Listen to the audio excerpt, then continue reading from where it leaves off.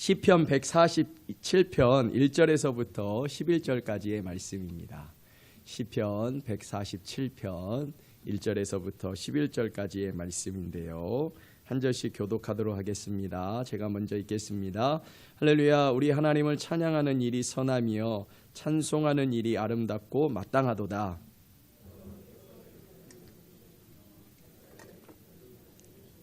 상심한 자들을 고치시며 그들의 상처를 싸매시는도다.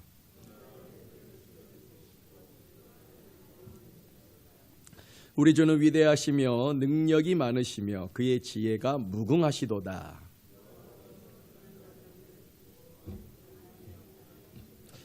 감사함으로 여호와께 노래하며 수금으로 하나님께 찬양할지어다.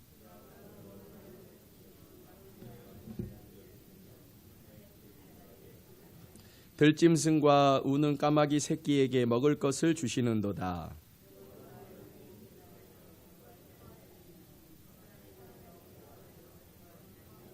같이 읽겠습니다. 여호와는 자기를 경외하는 자들과 그의 인자하심을 바라는 자들을 기뻐하시는도다. 아멘. 오늘 이 말씀을 가지고 찬송하는 일이 아름답고 마땅하도다. 오늘 말씀의 제목이 이래서 광고를 좀 그렇게 길게 했습니다. 다시 한번 강조합니다. 아직 기회가 열려 있습니다. 여러분들, 하나님을 찬양하는 일이 아무 때나 오는 것이 아닙니다. 그렇기 때문에 여러분들이 좀 함께 동참해 주실 수 있었으면 좋겠습니다. 오늘 말씀을 좀 읽은 분들 가운데 좀 눈치가 빠르신 분은 오늘 말씀이 무슨 우리가 잘 부르는, 요즘 많이 부르는 찬양 가운데 많이 나오는 가사 같습니다. 제가 저 지금 설교 들어오려고 할 때 어떤 분이 이번 주 우리 구역 예배에서 이 찬양 부르려고 했습니다 라고 했을 때 제가 속으로 100점이다, 너무 잘하셨다 라고 속으로 생각했던 그 찬양인데요. 우리 주는 위대하시며 비준비하시니 이 찬양 한번 같이 한번 불러볼까요? 네. 우리 많이 불렀기 때문에 많이 들어보셨을 겁니다. 오늘 이 찬양만 고백해도 사실은 오늘 말씀에 핵심을 꼽아가는 것 같아요. 우리 주는 위대하며 우리 주는 위대하며 능력이 많으시도다. 능력이 많으시도다. 그의 지혜에 무궁하며 인자는 영원하도. 2절 가사 한번 볼까요? 상한 자를 고치시며 상처를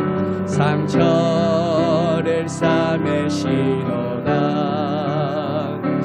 별들의 수를 세시며 이름을 붙이셨도다. 그가 구름으로 하늘을 덮으시며 땅을 위하여 비준비하. 여기 한번 더 고백합니다. 그가 구름으로 하늘을 덮으시며 땅을 위하여 비준비하시니. 예루살렘아 여호와를 찬송할지어다. 내 하나님을 감사함으로 그 앞에 나가며 주 임재 앞에 예루살렘아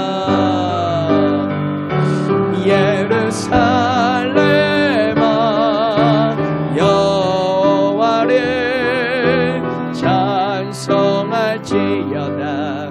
내 하나님을 감사함으로 그 앞에 나가며 주 임재 앞에 경배해. 주 임재 앞에 경배합니다. 주 임재 앞에 경배해. 아멘. 혹시 이번 주에 구역 예배 때 부르시기 원하시는 구역이 있으면 끝나고 악보 제가 뽑아 드릴 테니까 말씀해 주시면 뽑아 드리도록 하겠습니다.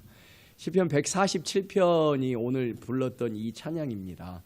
이 찬양은 작자 미상의 찬양인데 지난주 수요일 날 잠깐 말씀을 드렸다시피 작자 미상이 시편의 3분의 1이 작자 미상입니다.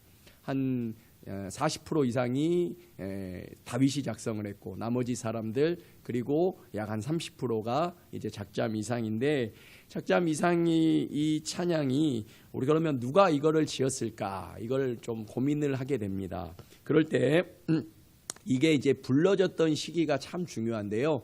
오늘 우리가 이제 147편이지만 146편부터 150편까지 할렐루야 시편이라고 이야기를 합니다. 그래서 살펴보시면 아시겠지만 할렐루야로 시작해서 할렐루야로 마무리하는 5편의 시편이 나와 있습니다. 이 5편의 시편은 할렐루야 시편, 그 중에서도 조금 더 자세하게 분류를 하면 제3 할렐루야 시편 이렇게 얘기하는데요. 제3 할렐루야 시편이 불려졌던 시기는 바로 이제 포로기 귀환 시대입니다. 특별히 유다가 이제 멸망을 한 이후에 다시 이제 예루살렘으로 돌아오게 되었고 그 돌아오는 과정 가운데 혹은 그 돌아온 이후에 불렀던 찬양이 바로 오늘 본문의 이 찬양입니다. 그래서 이스라엘의 공동체가 다시 회복되는 감격들 또 하나님께서 다시 예루살렘을 세워가시는 그 일에 대해서 하나님께 감사와 찬양을 올려드리는 시가 바로 오늘 우리가 읽은 이 시입니다. 아시다시피 포로기는 70년간의 포로기 보통 이야기를 합니다. 그래서 느부갓네살 왕을 통해서 이제 예루살렘이 완전히 멸망을 하게 되었죠. 그리고 멸망한 이제 예루살렘의 백성들, 유다 백성들이 3번에 걸쳐서 이제 바벨론으로 끌려갑니다. 사실 이 과정이 뭐 1, 2년 사이에 있었던 건 아니고 끌려가는 과정만 해도 한 100년의 텀이 있어요. 그래서 1차, 2차, 3차 이렇게 3차에 마지막으로 완전히 예루살렘 성전과 예루살렘 성이 파괴됨으로 인하여서 이제 끝나게 되는 그 시기가 있는데요.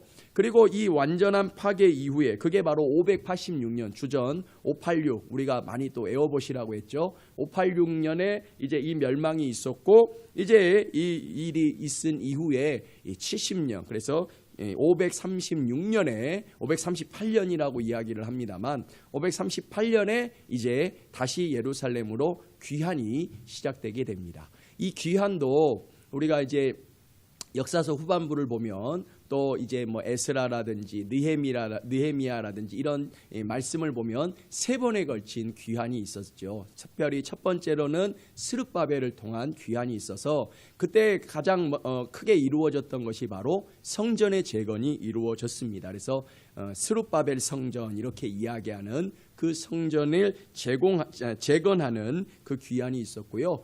2차 귀환 때는 혹시 누가 대표자였죠? 에스라. 여러분 잘 아시죠? 학사이자 제사장인 에스라를 통하여서 귀환이 이루어지게 됩니다. 근데 1차와 2차 귀환의 텀이 거의 한 80년이 넘게 나요. 기원전 438년에 스룹바벨을 통한 이 귀환이 이루어지게 되고 성전이 세워지게 되지만 그럼에도 불구하고 완전한 회복이 이루어지지는 않아요. 80년 후에 에스라라고 하는 하나님의 사람이 하나님의 음성을 듣고 하나님의 말씀을 들고 바벨론에 여전히 남아 있었던 백성들을 데리고 이제 이스라엘 땅으로 귀환을 하게 되죠. 그리고 그가 했던 것은 바로 신앙의 개혁입니다. 하나님 앞에 회개하며 나아갔던 그리고 율법을 다시 세워갔던 이 에스라의 귀환이 2차 귀환이고요. 그리고 마지막 귀환이 있습니다. 그 마지막 귀환은 느헤미야의 귀환입니다. 에스라의 귀환이 있은 지 약 13년 후에 그러니까 거의 동시대 사람이죠. 에스라가 먼저 왔었고 이제 느헤미야는 그 당시 페르시아의 술 맡은 관원이자 이제 총독 그래서 술 맡은 관원이었던 이 느헤미야가 총독으로 부임을 하게 되는데 느헤미야가 부임해서는 이제 성벽을 재건하게 되는 그 3차에 걸친 이 재건 과정 또 귀환 과정이 있습니다. 이 과정이 거의 한 100년 가까이 돼요. 그러니까 멸망의 시기도 한 100년 정도 되고 70년의 포로 생활이 끝나고 완전한 귀환이 이루어지기까지 한 100년 가까이 돼요. 그러니까 총 한 몇 년 되는 거죠? 넉넉 잡으면 270년. 조금 더 길게 보면 뭐 북이스라엘까지 멸망하는 것까지 따지면 300년이 넘는 기간이 이 포로기 시대 또 포로기에서 귀환하는 귀한 시대인 거, 귀한하는 그 시대인 거예요. 그러니까 성경 말씀, 성경 역사에서 이 기간이 결코 짧은 기간이 아닙니다. 굉장히 긴 기간인데 이 긴 기간 가운데 불러졌던 찬양 중에 하나가 바로 오늘 우리가 읽었던 이 찬양입니다. 그러니까 시편 147편, 특별히 146편에서부터 150편 할렐루야로 시작해서 할렐루야로 끝나는 찬양을 우리가 볼 때마다 아하, 이때가 가장 힘들었을 때 혹은 하나님께서 그 힘들었던 시기를 극복하게 하여 주셨을 때 불렀던 찬양이구나 라고 생각하면 좋겠습니다. 이런 거를요 노동요라고 또 이야기를 하더라고요. 또 어떤 찬양이 있냐면 옛날 우리나라 일제시대도 마찬가지인데 일제시대 때 굉장히 많이 불렸던 찬양들이 몇 곡 있다라고 얘기를 하더라고요. 특별히 평양에서나 혹은 이런 평양 대부흥 운동도 그때도 이렇게 찬양이 먼저 불려지고 그때 이제 부흥의 역사들이 나타났다라고 이야기를 하는데 그 옛날 찬양들을 좀 들어보면요 뭐 정확하게 뭐 어떤 곡이다라고 말하기는 어렵지만 굉장히 구슬픕니다. 천부여 의지 없어서만 불러도 굉장히 구슬퍼요. 천부여 의지 없어서 손 들고 옵니다. 이렇게만 해도 굉장히 구슬프고, 그러니까 그 당시에 그 사람들, 그 당시에 예배하는 예배자들의 마음과 심정을 대표할 만한, 하나님 정말로 고달픕니다. 인생 너무나 힘듭니다. 우리 민족이 너무나 어렵습니다. 구원하여 주시옵소서라고 하는 그런 찬양들이 굉장히 많이 불렸죠. 그 다음에 해방 이후엔 또 어떤 찬양이 불렀습니까? 신중 복음가, 이런 거 혹시 들어보셨는지 모르겠는데 불러 충만하게 하소서, 이런 찬양들이 굉장히 많이 불렸다라고 합니다.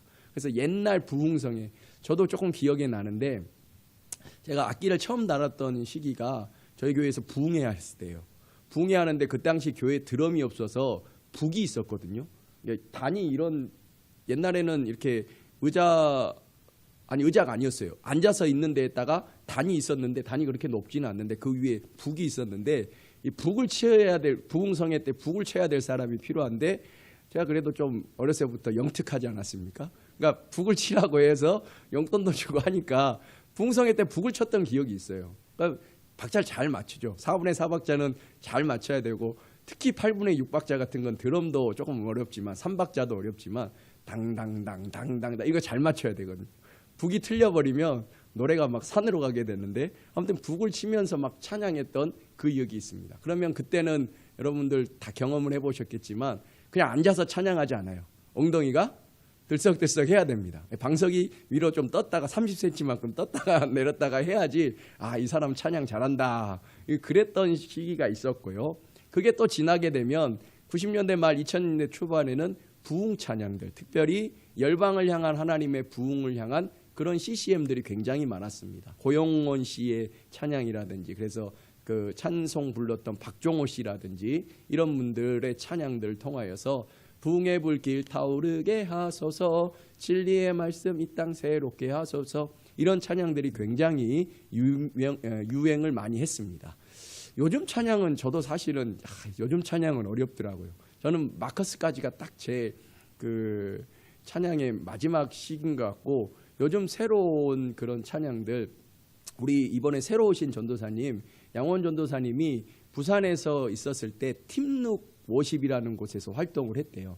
그러니까 팀룩 워십 조금 이제 완전히 진짜 여기는 젊은 세대예요. 대학생들. 근데 노래가 극과 극입니다. 완전히 빠른 곡을 가든지 아니면 완전히 약간 조금 마음의 위안을 주는 그런 곡으로 이렇게 가는 그 팀에서 활동을 하셨다 그러더라고요. 아무튼 요즘 젊은 세대 찬양은 그렇습니다. 이렇게 이제 시대가 변하면서 그 시대에 맞춰서 찬양이 변화하는데, 제가 조금 이제 말이 좀 길어지는 거는 이 당시에 이 회복과 재건의 과정 가운데 하나님 앞에 올려드렸던 찬양이 오늘 본문의 찬양이에요. 그러니까 우리 본문을 오늘 읽으면서 이 마음을 가지고 오늘 본문을 읽는다면, 이 백성들, 이 이스라엘 백성들이 얼마나 환희와 기쁨, 또 얼마나 어려움을 극복하게 하여 주셨던 하나님 앞에 감사할 수 있었던가라고 하는 그런 마음과 생각으로 하나님 앞에 찬양할 수가 있을 것입니다.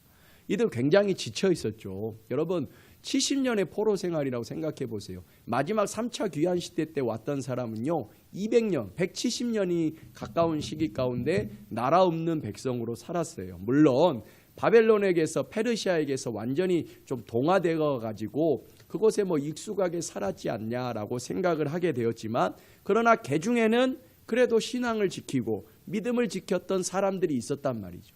그 사람들이 이제 느헤미야의 이 귀환 때 같이 돌아오게 되는데, 이 귀환까지 얼마나 긴 시간 가운데 육체적으로나 정신적으로나 어려움이 있었겠습니까?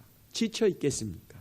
이런 지침과 아픔을 치료하는 내용이, 그리고 그것을 치료하기 위해서 그들이 할 수 있는 것은 하나님께 대한 찬양뿐이었습니다. 고통을 겪고 있고 또 회복의 과정을 경험하는 이스라엘 백성들이 할 수 있는 노래, 이스라엘 백성들이 부를 수 있는 노래, 그 노래가 바로 오늘 본문의 말씀입니다.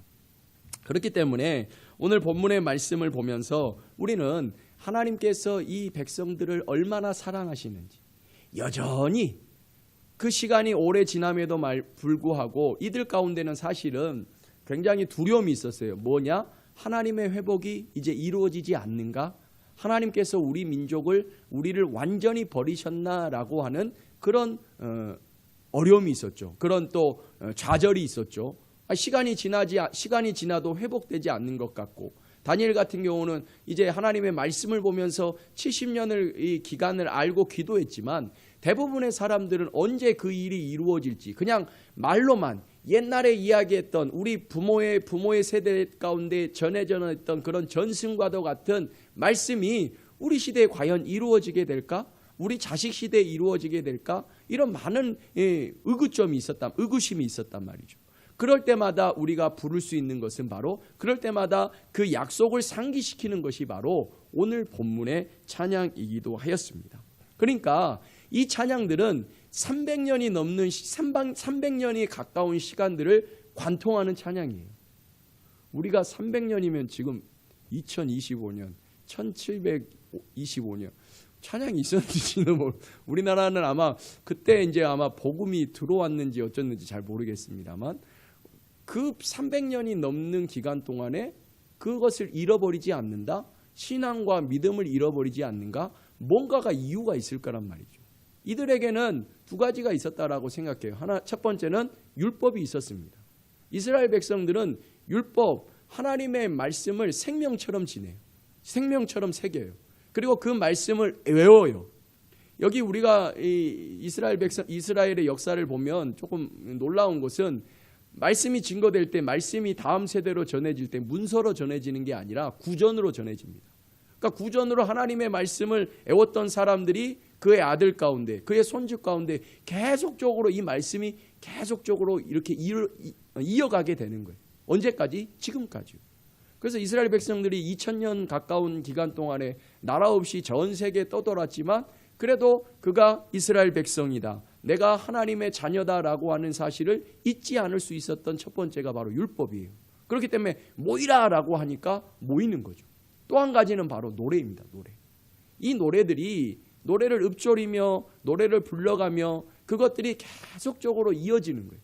계속적으로 자녀 세대 가운데, 다음 세대 가운데 전승되게 되는 거예요. 그렇기 때문에 이 노래로 말미암아 하나님을 기억하게 되고, 아하, 하나님이 이런 분이시구나 라고 하는 것을 알게 되고, 그리고 그 노래를 통하여서 말씀해 주셨던 그 일이 이제 우리 가운데 실제로 이루어지게 되었을 때 얼마나 기쁨과 감사함이 넘쳤겠습니까? 그거를 가지고 하나님을 찬양하는 내용이 오늘 본문의 내용이기도 해요. 오늘 본문을 조금 이제 나눠보면 두 가지를 크게 알 수가 있습니다. 첫 번째로 오늘 이 찬양의 가장 큰 중심은 바로 하나님을 찬양하는 거예요. 하나님의 절대 주권을 찬양합니다. 별들의 수요를 세시는 분이에요. 다 이름대로 부르시는 분이에요. 위대하신 분, 능력이 많으신 분, 지혜가 무궁하신 그 하나님을 찬양하는 시가 바로 오늘 본문의 시입니다. 시편 제일 마지막에 어떤 말씀인지 아시죠? 150편 마지막 보면 호흡이 있는 자마다 여호와를 찬양할지어다 할렐루야라고 마치잖아요. 왜? 모든 시편의 주제가 이 주제예요. 여호와를 찬양한. 근데 그 여호와가 어떤 분이냐? 전능하신 하나님, 힘이 많으신 하나님, 능력이 있으시는 하나님, 하늘을 지으시고 모든 세상의 창조자 되어주시고 주관자 되어주시는 그 하나님을 찬양합니다. 이게 바로 시편의 주제이고 이것이 바로 오늘 147편에 노래하고 있는 노래의 주제이기도 합니다. 그리고 두 번째는 뭐냐면 하나님은 단순히 세상을 창조하시는 분으로 끝나는 것이 아니라 지금도 살아계셔서 모든 사람들, 창조 세계에 있었던 모든 것을 세밀하게 돌보시고 유지하시고 공급하시는 분이라고 하는 거예요. 그 가운데 누구? 사람을 사랑하신다. 인간을 사랑하여 주셔서 비를 준비해 주시고 또 여호와를 경외하는 자들 또 상심한 자들을 고치시며 그들의 상처를 싸매시는 하나님. 11절에 여호와는 자기를 경외하는 자들과 그의 인자하심을 바라는 자들을 기뻐하시는도다 라고 하는 것으로 이야기하고 있는 것이죠. 즉 전능하신 하나님께서 창조주신 하나님께서 세상을 사랑하시고 세상을 주관하여 주시는데 그중에 누구를 가장 사랑하시느냐? 저와 여러분들 사람을 가장 사랑해 주신다라고 하는 그것이 바로 오늘 본문의 주제입니다. 하나님은 고통받고 흩어진 유다 백성들을 결코 내버려 두시지 않습니다. 이들이 노래를 불러가면서 또 말씀을 기억하면서 그 시기를 견뎌냈을 때 하나님께서는 상심한 그들을 치료하여 주십니다. 다시 돌아오게 하여 주십니다. 그리고 절망 가운데 소망을 더하여 주셨고 다시 세우신 구원자가 바로 저와 여러분들이 고백하는 그 하나님이셨습니다. 여러분, 하나님의 사랑이 성경의 가장 주된 내용 아니겠습니까? 우리가 성경을 보면서 제일 먼저 느껴야 되는 것, 또 제일 마지막으로 또 고백해야 되는 것이 바로 하나님의 사랑 아니겠습니까? 인간을 지으실 때도 하나님께서는 사랑하셨어요. 또 인간들이 여러 많은 어려움이 있을 때, 특별히 이스라엘 백성들이 애굽에 잡혀 있을 때도 그렇죠. 또 바벨론의 포로 생활할 때도 그렇죠. 하나님께서는 언약의 백성들을 결코 버리시지 아니하시고 그들의 복의 통로로 아브라함을 통하여 말씀하여 주셨던 복의 통로, 복의 후손이 되는 그 약속의 말씀을 이루어 가시는 것을 우리는 성경을 통하여서 볼 수가 있습니다. 이스라엘 백성들 잘했습니까? 아닙니다. 거듭해서 하나님을 배반합니다. 그럼에도 불구하고 하나님께서는 여전히 그들을 사랑하세요. 얼마나 사랑하시는지 결국에는 그가 직접 우리를 위하여서 이 땅 가운데 오셔서 십자가에 달려 죽으심으로 말미암아 그의 사랑을 확증하여 주셨습니다.